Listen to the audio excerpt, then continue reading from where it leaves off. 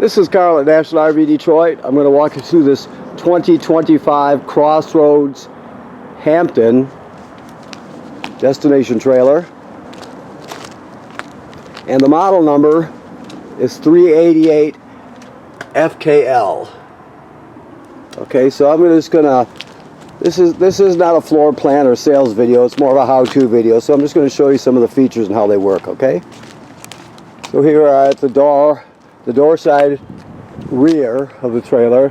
As you can see, you have a awning back here. You have two awnings actually. You have a front one around the sliding door, and then you have another one on the rear of the trailer here.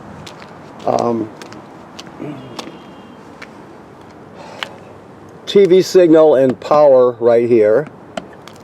Okay, and of course this is a bedroom door here. You can go right from the bedroom to the exterior of the trailer.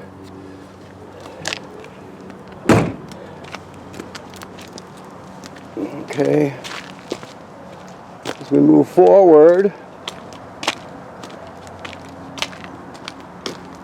you have your sliding doors. Like I said, another power awning with LED strip. You have two speakers.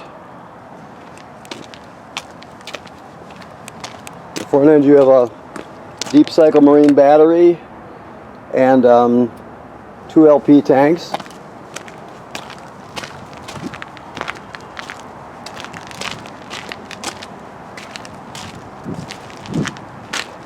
Three slide rooms on this side.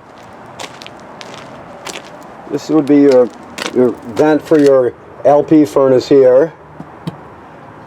This is your on-demand water heater. So this has on-demand hot water, which is great. The days of 6 gallons of water are over. So, excuse me. Excuse me. So the only thing to know about this is the master switch out here. When you're in storage or winterized or whatever, you can just shut the whole thing off. Okay, it's shut off now because the trailer's winterized and there's just antifreeze in it. I'll show you the control panel on the inside when we get in there. I'll talk you through that. Now, this is a fill for your fresh water tank. Of course, the most common way to get water to the trailer is the city water hookup, which is on the back. But this also has an onboard water tank. In case you're camping someplace that doesn't have city water, you can just fill the tank and use the water pump, the 12-volt water pump in the trailer to pump the water. So you always have that option. And this is pointing down here, quick drain, to show you that the drain for the fresh water is down this way. You can sort of see it there, that white gate valve there. I think you can see it, but it's down there.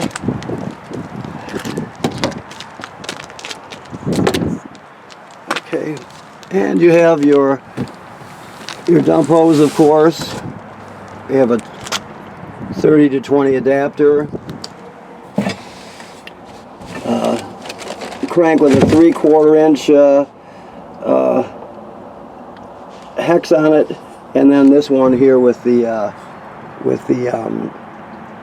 a cylinder with a slot cut in it. Okay, it's a 50 amp system, so you got a 50 amp power cord.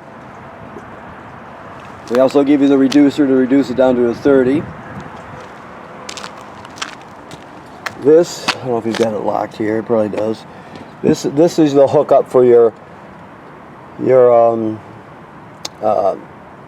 campground cable or satellite. Is behind this door here. The city water hookup is right here. That's the most common way to get water to the trailer, of course. Just hook those up and you're all set. And then you have a regular faucet here, the spigot, and this is for the black tank flush. So after you dump your black tank, you can leave the valve open, the black tank valve in the open position, like it states here. Then you can hook up the hose at the dump station, turn it on and spray the black tank out. It'll clean out the tank and also clean off the sensor so you get an accurate reading. But make sure you leave the black tank valve open when you turn on the water to the flush valve, okay? That's important, obviously. Manufacturer states you should inspect your roof every 90 days, so keep that in mind. You want to make sure you know what's happening up there. If there's any damage caused by low branches or road debris flying up there or anything like that, you need to know about it, so keep after that. Okay. So let me just look through here real quick so I can verify something. Yeah, I showed you the crank with the cylinder with a slot cut in it. It's very difficult to see here, but you can trust me on this one. You can crank these slide outs manually. So like right here, if you look through this hole here, I don't know if you can actually see it this way or not, but there is a cylinder, or I mean a shaft with a pin through it. That crank will fit right on there, and you can crank the slide out that's opposite from it, the one right there in the kitchen. You can crank that out manually or in manually in an emergency using that crank. And there's some more places. Here's another one. So keep in mind, there are ways to get the slide outs in if you lose power, okay? Alrighty. So let's go inside, see what we've got here. Okay, let me look around. Let's go this way. Okay. So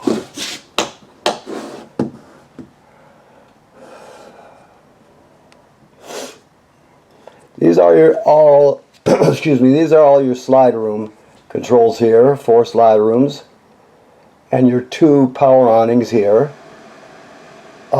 Never leave the power awnings out unattended. If you're not going to be at the campsite, make sure you roll them in so they'll get damaged by the weather. Pressure can build up underneath them very quickly and flip them right up on top of the roof, which is usually what happens. And you don't want that to happen, obviously, so keep them rolled in unless you're using them. Your water pump is right here. We talked about the water pump. You can use the water pump to pump water out of the fresh water tank if you don't have city water. You can also use the water pump to winterize the trailer. Okay, kitchen light, living room light, awning light, and then you have your levels here, of course. Your battery, which is charged, fresh water is empty, the rest of them are all empty, but they graduate up in 1/3 increments, of course. So that's the control panel. Now down here you have the power converter. This converts AC to DC power. So right here on this side, when you're plugged into shore power, you got 120 AC here, and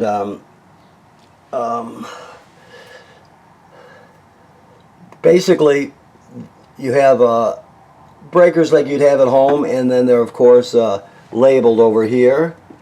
Then the power is converted to 12 volt DC over here, and you got 12 volt fuses over here, and they're labeled also.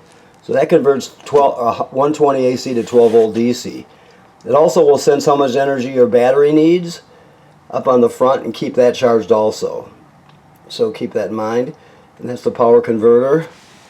Like I said, it's a distribution panel for your AC and DC power. It's an AC to DC converter, and it's a battery tender. I'm looking at these switches here now to see what he has going here, just so I understand which is which here. Okay, alrighty. Okay, all right.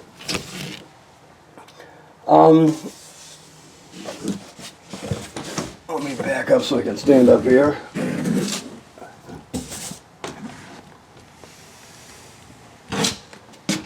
Okay. Now when it comes to the bathroom, pretty typical. The most important thing about this sliding door is that when you're in transit, when you're traveling, you always want them latched in the open position, like they are now. Otherwise they'll slide back and forth and they can get damaged. So if you keep it latched open like that, they'll never get damaged during travel. So it's important to do that, of course.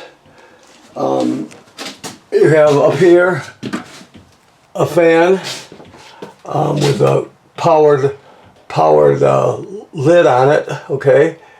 And you can see it's pretty elaborate up there. Your controller is here. It's a max air fan, but you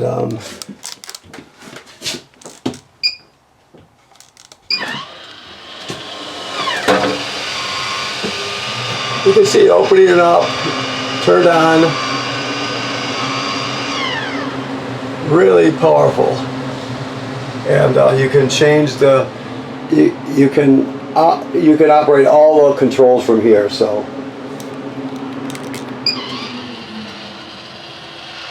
right now it's set just to turn on when it opens and closes. You can set it however you want, but it makes it very easy, of course. All right, this is a GFCI plug here. There's probably 2 of them in this trailer. All the plugs are wired to a GFCI, even the ones that are not GFCI. So when you see a regular duplex, it'll still be wired to a GFCI. So they're all protected, even the one on the outside.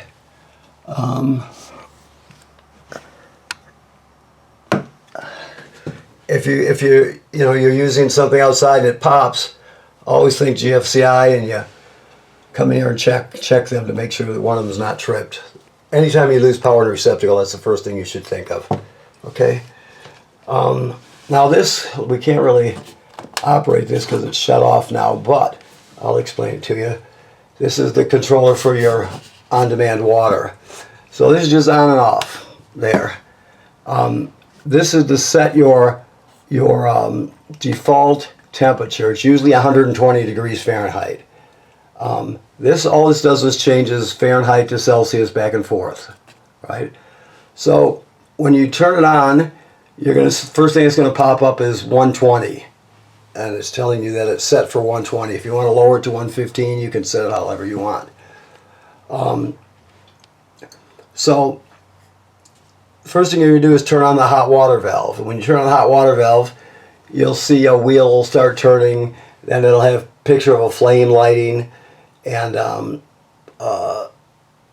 then you'll see the numbers start to go up rapidly towards 120, and you'll see when you reach that point. It happens very quickly, and you got non-stop hot water, which is great, especially for the shower. So it's very simple, and it works with all of the faucets as long as there's a hot water valve, whether it's the kitchen or outside or whatever.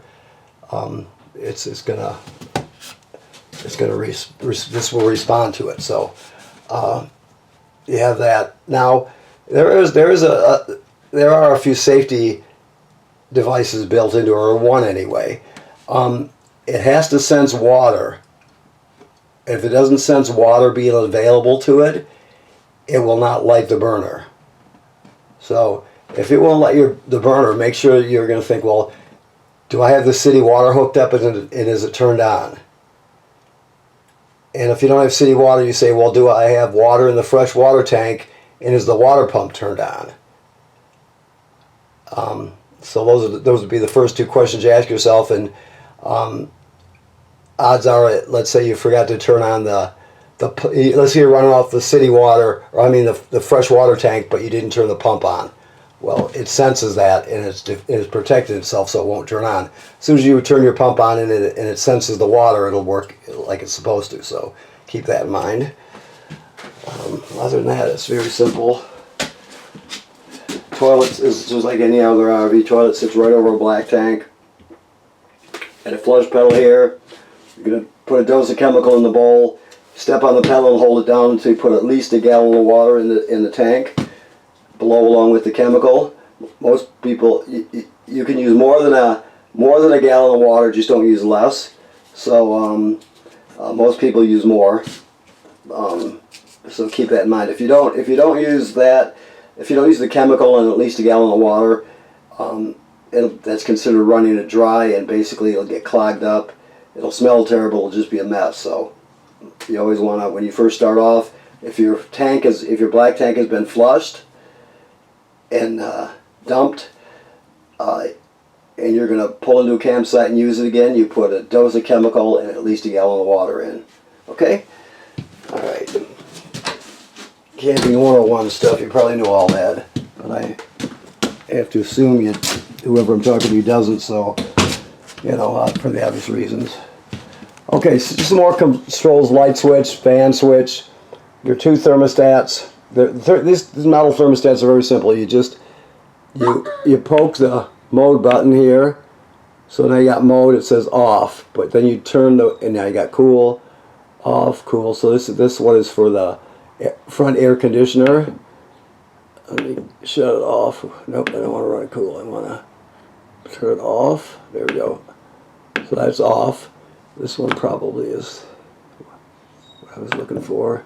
Get the mode flashing, cool, heat there, so you have heat. So you push it once for heat, and then if you want to change the temperature, it's set to 70 degrees. You can raise it and lower it there.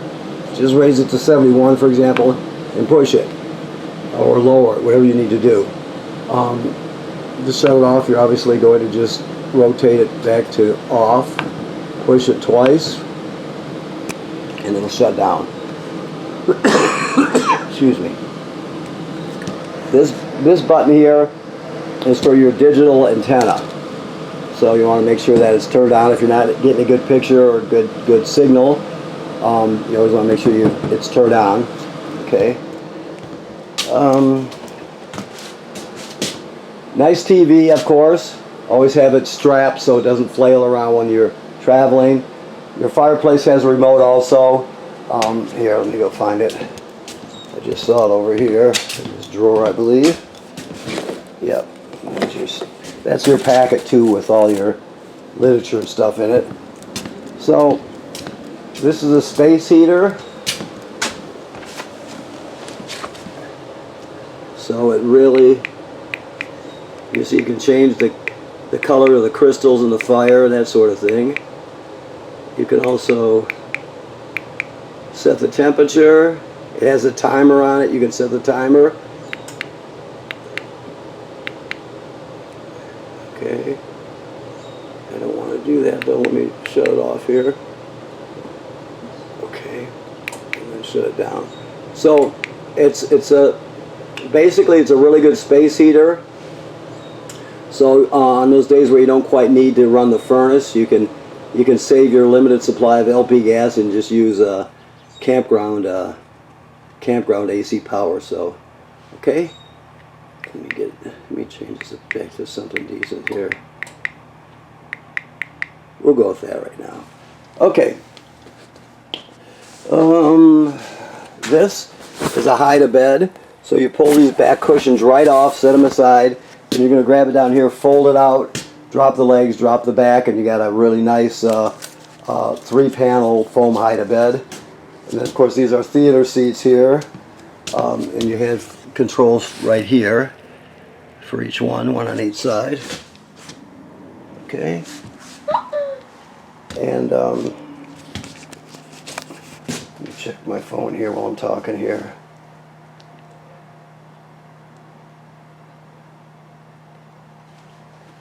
Okay, so your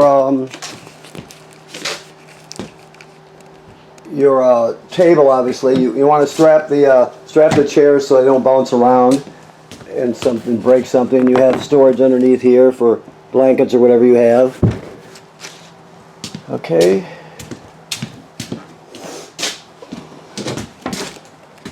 Range hood here. When it comes to your, I don't know if he's got the gas turned. Well, I guess he does because I was running the furnace. We'll see. That's simple. See, I just let it. You're just going to put it to the position you want. Just generally go to high and depress it till it lights. Hold it for a few seconds and you're all set. It's lit. This one here's the oven. You do the same thing. lights there, okay? So, also, your keys are hanging here, of course. Your refrigerator, I won't bother. Make sure you travel with this safety, or this latch on it, so the doors don't swing open and get damaged. Okay? These switches here are for that vent up there, for the lid on it and the fan motor. Microwave.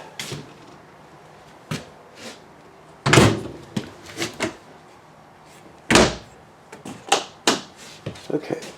Alrighty, I'm looking here. I think we pretty much covered it. I'm just making sure. This is going to be powered, I believe, so let's see. Yeah. There's the switch over here.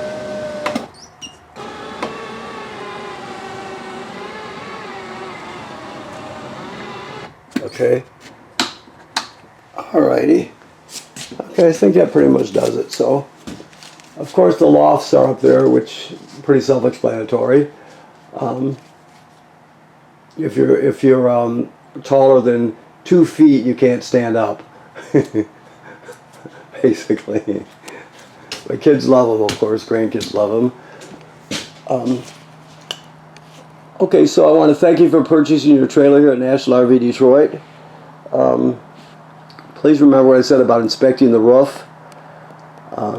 It's important to keep after that just to make sure nothing's wrong with it.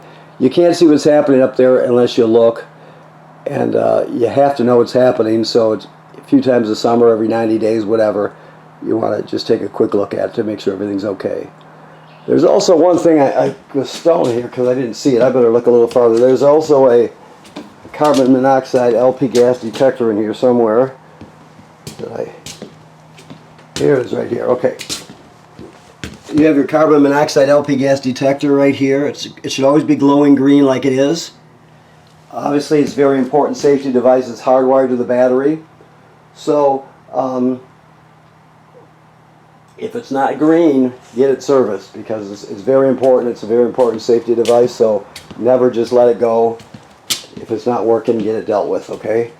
It's very important. So, okay, so thank you very much. Right now you're winterized, and there's still a little bit of summer, or a little bit of winter left, I should say, so you're all set till warm weather hits, and of course when you come to pick up, we'll walk you through it and answer other questions that you have, okay? Thanks.